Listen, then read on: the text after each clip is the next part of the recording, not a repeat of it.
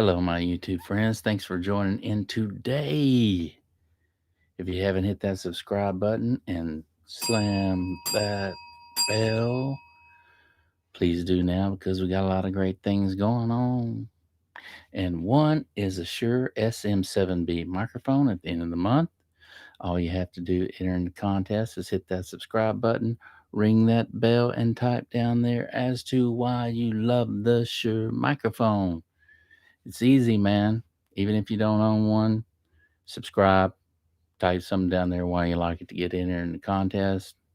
It's a great microphone. But today, I want to talk about the most popular microphone of all time. And that is, and I'm sure you guys know, man, it's one of the most expensive ones, especially if you can find a vintage one in perfect working order. Possibly cost you around 20,000, maybe even more, depending on what the buyer wants to pay. But that is the classic Neumann U47 with the VF14M tube in it. Now, these tubes alone can cost you around $3,000 if you can find one in working order. And they're really hard to find because apparently the manufacturer went out of business years ago, and it's all about the tube, man. So, my question is there so many clones out there today, man? You have warm audio, which is I've talked to a lot of people who's been using those in the studio.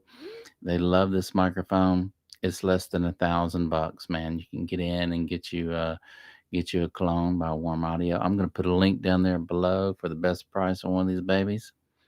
And anyway, but there's so many of them out there. And my question is why can't someone re-engineer, do reverse engineering on the old VF14 and start making these babies for these old vintage microphones? Or even better than that, get down to everything that they did on the microphone itself and recreate it specifically to specs, everything to make a perfect U47. And I mean, they've got them out. So Warm Audio's got one out there that I know of. Um, there's another one called the Weird U47. Let's see if I can found a picture of it. Oh yeah, it's right here. Look, guys, this is one that's out there right now. Okay, it's called the Weird 47. So, and there's actually a video on that. Again, this guy actually singing a song or two on that using that microphone. But there's so many different clones out there, man, and ranging from 1,000 to 3,000, 3,500, or even more. The picture that you see that I'm using is a flea microphone that you and that it's my microphone that I actually purchased, and I took that picture right there that you're looking at, that you clicked on. But I had that microphone for several months and used it. I really enjoyed that microphone. That microphone was a very nice, clean sounding microphone, and I was running it through at the time. I was running it through some 610 Universal Audio preamps that I was using, and I think I was using a distressor compressor on that one. I might have been using the 1176 by Universal Audio as well whenever I was using the Flea U47 microphone. Just had a really big, robust sound to it. Sounded just really pretty.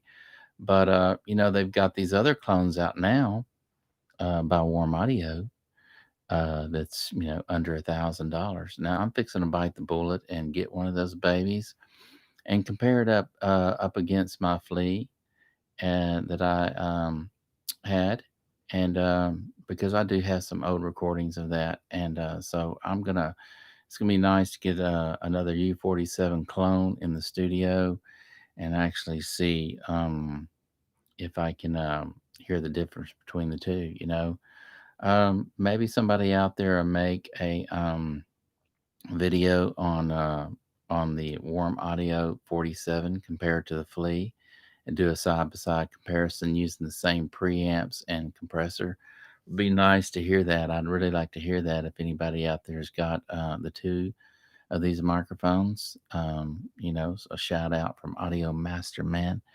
Get it out there and do a little shootout between the two microphones. I'm sure a lot of people would love to see it. But man, I'm just really question why someone hasn't now. Telefunken has the U47 out, and it is a different tube. I think it's the UF. I'm sorry, yeah, UF14E tube in there. Don't hold me to it, man, but I think it's different. It's different, and Telefunken has one out. It runs you right under 10 grand, and there's a lot of different clones out there with different prices.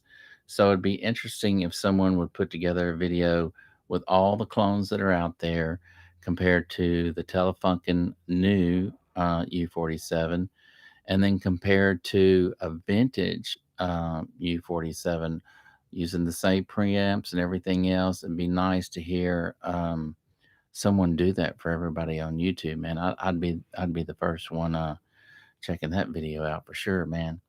But there's this microphone is known all around the world and is sought after by all collectors around the world, and it's always been one of my favorite microphones to look at and actually be a part of, because it's just something about holding that big freaking microphone in your hand, man, with that huge shock mount and whatnot in front of your face. It's just so nostalgic looking, and it's timeless, man. It's one of those microphones that they put out that truly is timeless. This is another one right here, the RCA 44 ribbon microphone. Now, AEA put this microphone out, and as you can see, it's bigger than my head. It's a really huge microphone, and it weighs a ton, man. And as I get closer to this microphone, it really starts to work the proximity effect really nice. You might not be able to tell the difference in your computer just listening through one little speaker. But if you're listening through a nice system, you can tell my voice just gets big and gets that radio sound. And same way with the U47. The U47 has a really beautiful, robust bottom end, and nice mids and a nice highs too, man. So um, it would be nice if they can reverse engineer the original U47. And I can't wait till somebody does it, or at least come out, start making the tube so that everybody can get their original U47 recapped and to specs, and with the original tube in there. Man, I'm so excited. I just hope somebody, there's so many smart people out there, man, and so many engineers out there that can do this stuff, man. I just don't know what's holding everybody back from doing it. And money shouldn't be an option either, man. There's tons of money out there as well. So it'd be nice if somebody could recreate those U47s back to the specs and back to the T, man. If they can go find the old, I don't know, schematics on all that stuff, man, and actually put one together, it'd be nice. Like I said, there's all these clones out there, and it's kind of hard to tell what's best. So if there's somebody out there that has a few of these U47s from the original one, uh, from um, from all the other clones, put together a nice video for us guys who love the U47. It is a classic of all time, and I just love to see somebody put that together, man. Sorry about all the noise out there, man, but I'm using, like I say, I'm using my AEA ribbon mic today, so it actually picks up from the back side, this side of the microphone as well. So both sides it picks up, and we're kind of close to a train yard right here, so you're hearing trains in the back, and so sorry about that, man. But yeah, I love microphones. I love the U47. That's probably been one of my most favorite of all time microphones that I've praised for years and years and years. and it's gonna be interesting to see when someone comes out with to the spec, perfect in mint condition, right out of the box like a time capsule, man. Open up right out of the box, and you're looking at a beautiful U47, the most beautiful microphone of all time. And so, anyway, if you haven't hit that subscribe button and you hadn't rang that bell, please do. We have Thanksgiving tomorrow, man. And I hope everybody has a wonderful Thanksgiving with their family and can sit down and have somewhat of a 2020 normal year. And it's going to be interesting to see what 2021 will bring us. But I know keep your eyes out there on XRP for all you XRP lovers and all you stellar lovers, because change is on the way, man, and you don't want to be left behind.